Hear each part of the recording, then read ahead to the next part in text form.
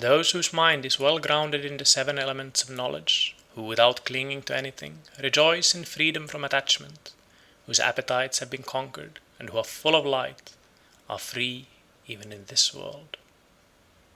End of chapter 6. Chapter 7. The Venerable Arhat. There is no suffering for him who has finished his journey and abandoned grief, who has freed himself on all sides and thrown off all fetters. They depart with their thoughts well collected. They are not happy in their abode. Like swans who have left their lake, they leave their house and home. Men who have no riches, who live on recognized food, who have perceived void and unconditioned freedom, nirvana, their path is difficult to understand, like that of birds in the air.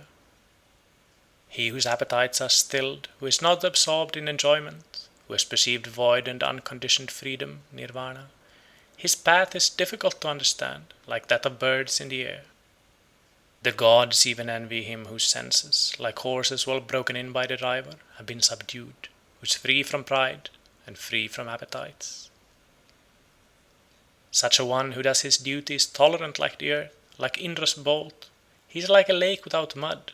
No new births are in store for him. His thought is quiet. Quiet are his words and deed, when he has obtained freedom by true knowledge, when he has thus become a quiet man. The man who is free from credulity, but knows the uncreated, who has cut all ties, removed all temptations, renounced all desires, he is the greatest of men.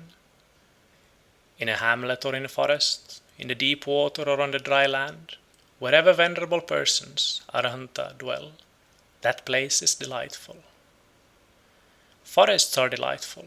Where the world finds no delight, there the passionless will find delight, for they look not for pleasures. End of chapter 7. Chapter 8. The Thousands. Even though a speech be 1,000 of words, but made up of senseless words, one word of sense is better, which if a man hears, he becomes quiet.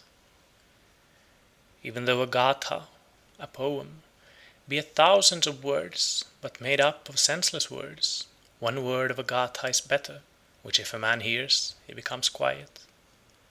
Though a man recite 100 gathas made up of senseless words, one word of the law is better, which if a man hears, he becomes quiet. If one man conquer in battle 1,000 times 1,000 men, and if another conquer himself, he is the greatest of conquerors. One's own self conquered is better than all other people. Not even a god, a Gandharva, nor Mara with Brahman could change into defeat the victory of a man who has vanquished himself and always lives under restraint. If a man for 100 years sacrifice month after month with 1,000, and if he but for one moment pay homage to a man whose soul is grounded in true knowledge, better is that homage than sacrifice for 100 years.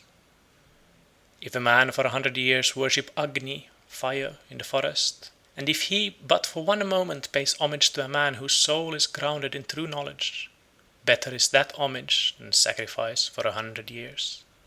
Whatever a man sacrifice in this world as an offering, or as an oblation for a whole year in order to gain merit, the whole of it is not worth a quarter or a farthing. Reverence shown to the righteous is better. He who always greets and constantly reveres the aged, 4 things will increase to him: life, beauty, happiness, and power. But he who lives 100 years, vicious and unrestrained, a life of 1 day is better if a man is virtuous and reflecting. And he who lives 100 years, ignorant and unrestrained, a life of 1 day is better if a man is wise and reflecting. And he who lives 100 years, idle and weak, a life of 1 day is better if a man has attained firm strength. And he who lives 100 years, not seeing beginning and end, a life of 1 day is better if a man sees beginning and end. And he who lives 100 years, not seeing the immortal place, a life of 1 day is better if a man sees the immortal place. And he who lives 100 years, not seeing the highest law, a life of 1 day is better if a man sees the highest law.